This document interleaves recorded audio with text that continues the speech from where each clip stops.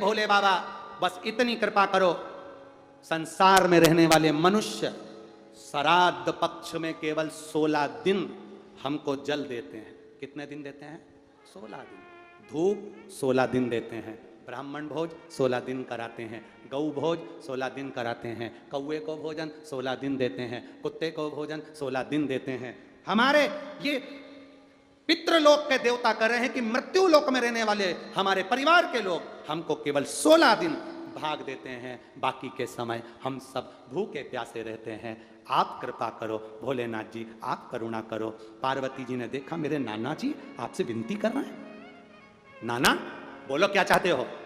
पितृलोक से पितरों ने और देवताओं ने कहा, भोलेनाथ आज हमें वर दे दीजिए, आपके ऊपर जब जल चढ़ेगा उसका एक कंश पितरों को, देवताओं को, सबको प्राप्त होगा।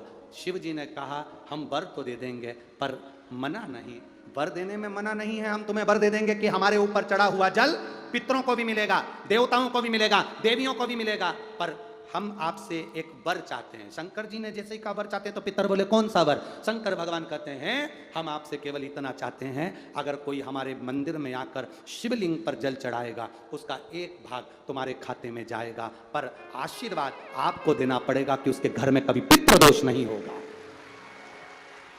उसके घर में कभी पितृदोष नहीं होगा, कभी आहु दोष, कभी वासुक दोष नहीं होगा, कभी उसके दरवाजे पर काल सर्प दोष नहीं होगा, कभी उसके दरवाजे पर दुख नहीं आएगा।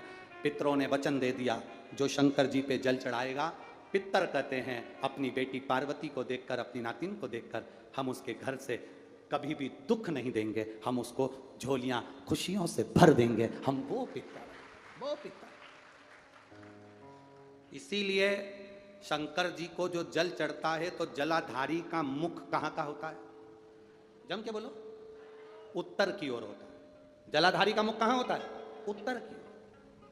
हमारा शिव पुराण कहता है, शिव तत्व कहता है आप चारों तरफ से जल चढ़ाओ, मना नहीं है, पर कभी मौका मिल जाए आपको, और जैसे ये शिवलिंग है, ये जलाधारी है पानी बहने की, यहाँ से पानी बहता है, ये शिवलिंग है। जब तुम्हें कोई बहुत जरूरी बात कहना हो, कभी कोई बहुत जरूरी है और तुम्हारे जीवन में बहुत जरूरी है वो बात कहना, तो तुम बाबा अगर नहीं सुन रहा हो तो जैसे ये जलाधारी में पानी इधर से बहता है, तुम इधर बैठो। कहाँ बैठोगी? इधर दक्षिण में। जलाधारी का मुंह कहाँ होता है? उत्तर में। आप यहां बैठो और यहां बैठकर बाबा की पूजन करो, यहां बैठकर जल चढ़ाओ।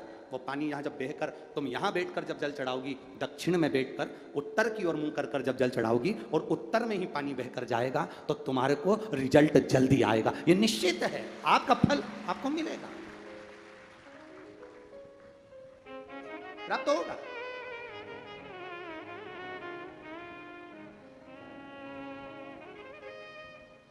दक्षिण में तुम बैठो, उत्तर की ओर उसका मुख, आपका मुख जल चढ़ाओ, समर्पित करो। शिव तत्व देने वाला औघड़ी है शिव। इसलिए बाबा का जो मुख होता है वो कहां पर होता है? उत्तर की ओर। जलाधारी बाबा की उत्तर की ओर बैठ गए, प्रणाम करा, नमन करा।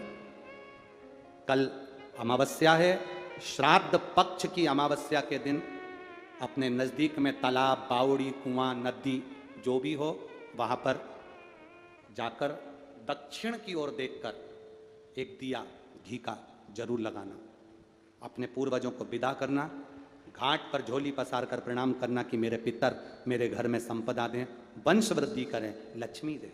अपने नज़दीक में जो नदी हो, तालाब हो, बावड़ी हो, कुआं हो, उसके घाट पर एक दिया घी का जरूर लगाना।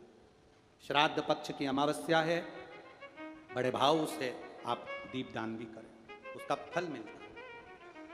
पिछले साल करा था? अरे बोलो तो जम के, करा था ना? करना चाहिए। उसका फल क्या होता है ये समय पर मालूम पड़ता है। जब दुख की घड़ी आती है, तकलीफ की घड़ी आती है, तो हमारे पितर हमारे लिए खड़े रहते हैं। भगवान शिव के साथ आगे वर्णन आया 12 ज्योतिर्लिंग